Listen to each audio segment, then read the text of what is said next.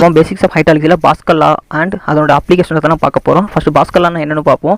Pascal லா யார் கண்டுபிடிச்சா அப்படின்னா, பாஸ்கல் அப்படிங்கிற சயின்டிஸ்ட் என்ன பண்ணார்னா, பாஸ்கல் லாவை கண்டுபிடிச்சதுனால அது அவரோட நேமால் என்ன பண்ணுதுன்னா அழைக்கப்படுது. ஸோ பாஸ்கல் லா என்ன சொல்கிறாரு அப்படின்னா, the pressure generated at one point in a confined liquid acts equally in all direction. அதாவது ப்ரெஷர் ஒரு இடத்துல ஜென்ரேட் ஆகும்போது அந்த ஜென்ரேட் ஆன ப்ரெஷர் வந்து அந்த லிக்விடில் எல்லா சைடுமே எல்லா டைரெக்ஷன்லையும் ஈக்குவலாக ஆக்ட் ஆகுது அப்படிங்கிறது தான் இந்த பாஸ்கலாக டிஃபைன் பண்ணுது. அதை நம்ம ஒரு சின்ன எக்ஸாம்பிள் மூலமாக எப்படி ஆக்ட் ஆகுதுங்கிற பார்த்துக்கலாம். ஸோ இதுதான் ஒரு ஹைட்ராலிக் சிஸ்டமாக நம்ம கன்சிடர் பண்ண போகிறோம். ஸோ அந்த ஹைட்ராலிக் சிஸ்டத்தை ஒரு ஸ்மால் எண்ட் பிஸ்டன் அண்ட் ஒரு பிக்கர் எண்ட் பிஸ்டனாக ரெண்டு பிஸ்டன் சைடாக நம்ம பிரித்து வச்சுப்போம். ஓகேவா?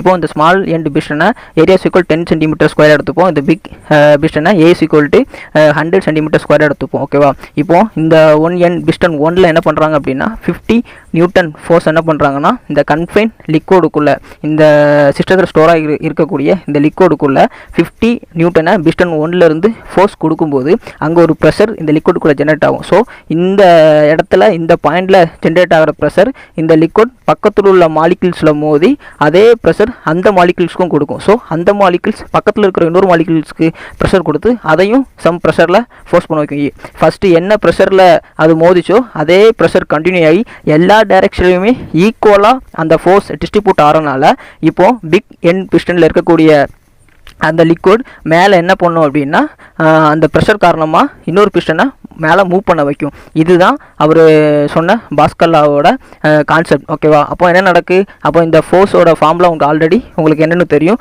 ஃபோர்ஸ் ஈக்குவல் என்ன அப்படின்னா ப்ரெஷர் இன்ட்டு ஏரியா. அப்போ ப்ரெஷர் இன் பிஸ்டன் ஒன்ல நம்ம ஈஸியாக கால்குலேட் பண்ணிடலாம். பிஸ் ஈக்குவல் என்ன வரும் அப்படின்னா ஃபோர்ஸ் பை ஏரியா. நம்ம பிஸ்டன் ஒன்ல என்ன கொடுத்தோம், 50/10. ஓகேவா? அப்போ ஃபோர்ஸ் 50, ஏரியா என்ன 10. ஓகேவா? அப்போ ரெண்டுமே கேன்சல் பண்ணுவோம். 5 நியூட்டன் பெர் சென்டிமீட்டர் ஸ்கொயர் கிடைக்கி. அடுத்து ஃபோர்ஸ் அவைலபிள் அண்ட் பிஸ்டன் 2ல எப்படி உனக்கு ஃபோர்ஸ் கிடைக்குன்னு பார்த்தாச்சு அப்படின்னா force equal to pressure into area. அப்போ என்ன ப்ரெஷரில் அந்த லிக்விடு மூவ் ஆச்சு அப்படின்னா 5 இன்ட்டு ஏரியா என்ன பிஸ்டன் 2ல 100 சென்டிமீட்டர் ஸ்கொயர். ஸோ இரண்டையும் நீ மல்டிப்ளை பண்ணும்போது 500 நியூட்டன் கிடைக்கும். இதுதான் என்ன அப்படின்னா ஒரு ஸ்மால் ஃபோர்ஸ் கொடுத்தாலே போதும், நீ எவ்வளோ பெரிய ஒரு பிக் ஃபோர்ஸை கூட இந்த பாஸ்கல் லா விதிப்படி நீ மூவ் பண்ணிடலாம் அப்படிங்கிறது தான் அவருடைய கான்செப்ட். நெக்ஸ்ட் நம்ம என்ன பார்க்க போகிறோம்னா applications of Pascal law. Pascal லாவோட அப்ளிகேஷன் பார்க்க போகிறோம். பாஸ்கல் லாவோட அப்ளிகேஷன் 2 இருக்குது. ஒன்று hand operate hydraulic jack, second one air to hydraulic pressure booster. இதில் இம்பார்ட்டண்டான ஒரு கொஸ்டின் என்ன அப்படின்னா ஹேண்ட் ஆப்ரேட் ஹைட்ராலிக் ஜாக். ஓகேவா?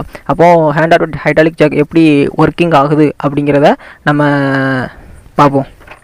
இதுதான் என்ன அப்படின்னா ஹேண்ட் ஆப்ரேட்டட் ஹைட்ராலிக் ஜாக். அப்போது இதோட ஃபங்க்ஷன் என்ன அப்படிங்கிறத நம்ம இப்போ பார்ப்போம். 1 by 1 பார்ப்போம். இதில் இருக்கக்கூடிய பார்ட்ஸ் முதல்ல என்னென்னு பார்ப்போம். இப்போது இதுதான் என்ன பிஸ்டன் பம்ப், அப்படி இல்லைனா சிலிண்டர். ஓகேவா? இந்த சைடு இருக்கிறது ரேம் சிலிண்டர், அப்படி இல்லைனா லோடு சிலிண்டர்.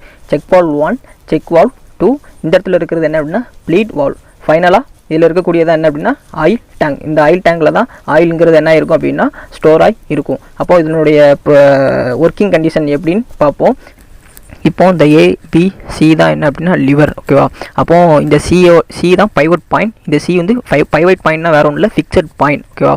இப்போது என்ன எப்படி இதோட ஆப்ரேட்டர் இருக்கும் அப்படின்னா எஃப்ஹெச் அப்படிங்கிறது நம்மளுடைய ஹேண்ட் ஃபோர்ஸ். ஹேண்ட்னால மேனுவல் ஆப்ரேட் ஃபோர்ஸ்னால் நம்ம இதில் ஃபோர்ஸ் கொடுக்கும்போது இங்கே இருக்கிற எஃப்பி தான் பிஸ்டன் ஃபோர்ஸ். அப்போது இங்கே ஹேண்ட் ஆப்ரேட் ஃபோர்ஸ் கொடுக்கும்போது இங்கே இருக்கக்கூடிய அந்த பிஸ்டன் ராட் என்ன ஆகும்னா டவுன்வர்ட் டைரெக்ஷனாக மூவ் ஆகும். ஸோ டவுன்வர்ட் டைரெக்ஷன் போய் மேலே அப்வர்ட் டைரெக்ஷன் வரும்போது ஆயில் டேங்கில் இருக்கக்கூடிய இந்த ஆயிலிருந்து என்ன ஆகும் அப்படின்னா ஆயிலெலாம் சக்காக ஆரம்பிச்சிடும். சக்காய் அப்வர்ட் நோக்கி போகும்போது செக் வால்வ் 1ங்கிறது 1 way டைரெக்ஷன் ஃப்ளோ.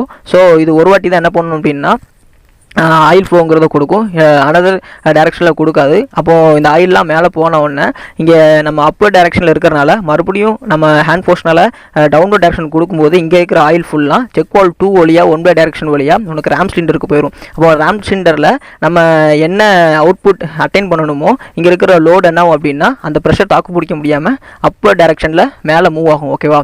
இப்போ என்ன அடுத்த என்ன அப்படின்னா இந்த ஹேண்ட் ஃபோர்ஸை நம்ம என்ன பண்ணுவோம்னா மேலே மறுபடியும் தூக்கும்போது மறுபடியும் என்ன ஆயில் சக்காய் மேலே வரும். அப்போது இங்கே இருக்கிற ப்ரெஷர் வந்து டிக்ரீஸ் ஆக ஆரம்பிச்சிடும். ஸோ மேலே இருக்கிற லோடு காரணமாக எஃப்எல் காரணமாக மறுபடியும் அந்த லோடு என்ன பண்ணும் அப்படின்னா கீழே இருக்கிற லிக்விட ப்ரெஷர் மூலமாக தள்ள ஆரம்பிக்கும். தள்ளும்போது செக் வால்வ் 2 வழியாக போகாது, ஏன்னா அது ஒன் வே டைரக்ஷன் ஆல்ரெடி வந்துட்டு. ஸோ நெக்ஸ்ட் ப்ளீட் வால்வ் வழியாக என்ன பண்ணும் அப்படின்னா ஆயில் டேங்க் மறுபடியும் போகிறதுக்கு ட்ரை பண்ணும். ஸோ ப்ளீட் வால்வில் என்ன அப்படின்னா fully closed and fully open condition. So நம்ம ஃபுல்லாக திறந்தால் மட்டும் தான் திறக்கும், ஃபுல்லாக க்ளோஸ் பண்ணால் க்ளோஸ் ஆகிடும். இப்போ ஃபுல்லாக ஓப்பன் பண்ணி விட்ருவாங்க. ஓப்பன் பண்ணி உடனே நேராக என்ன ஆயிரும் அப்படின்னா ஆயில் டேங்குக்கு வந்துடும். இந்த ப்ராசஸ் என்ன ஆகும்னா திரும்ப கண்டினியூஷன் நடக்கிறனால நம்ம இதுதான் பாஸ்கர்லாவோட ஒரு small application in hand operated hydraulic jack. இப்போது கதையாக சொல்லியாச்சு, ஆனால் இது எப்படி எக்ஸாமில் ப்ரொவைட் பண்ணுறது அப்படின்னு பார்ப்போம். ஒரு சின்ன டிப்ஸ் தான் கொடுத்துருக்கேன், நான் சொல்கிறேன், உனக்கு நல்லா புரியும். ஹேண்டில் நம்ம என்ன பண்ணியிருக்கோம் அப்படின்னா ஹேண்டில் தான் லிவர் எடுத்துருக்கோம். அதுதான் ABC. இதில் பாயிண்ட் சிங்கிறதா என்ன அப்படின்னா பைவோட், அதாவது ஃபிக்ஸட் பாயிண்ட்னு சொல்லியிருக்கோம். இங்கே இருக்கக்கூடிய செக் வால்வ் தான் நம்ம ஆல்ரெடி சொல்லியிருப்போம், allow flow to pass in only one direction. ஓகேவா? இங்கே ஹேண்டில் அப் ரைஸ் ஆகும்போது என்ன நடக்கும் அப்படின்னா, அதாவது அப் டைரக்ஷனில் மூவ் ஆகும்போது என்ன நடக்கும் அப்படின்னா வேக்கம் கிரியேட் ஆகி சக் ஆயில் ஃப்ரம் த டேங்க்லேருந்து ஆயில் சக் ஆகும். ஓகேவா?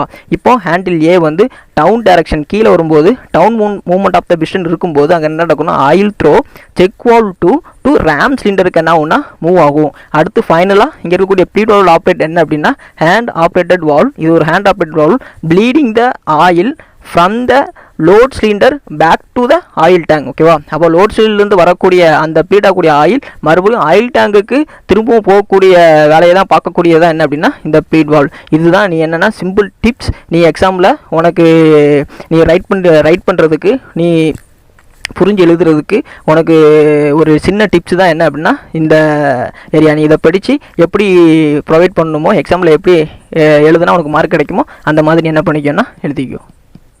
1.4 மாடியூலில் நம்ம பேசிக்ஸ் ஆஃப் ஹைட்ராலிக்ஸ்னால் என்னென்னு பார்த்தாச்சு. நெக்ஸ்ட் மாடியூல் 1.5ல் நம்ம வேறு டாபிக் பார்ப்போம். ஓகேவா? இந்த வீடியோ உனக்கு பிடிச்சிருந்துச்சு அப்படின்னா லைக் பண்ணு, ஷேர் பண்ணு, சப்ஸ்கிரைப் பண்ணு. தேங்க்யூ ஃபார் வாட்சிங்.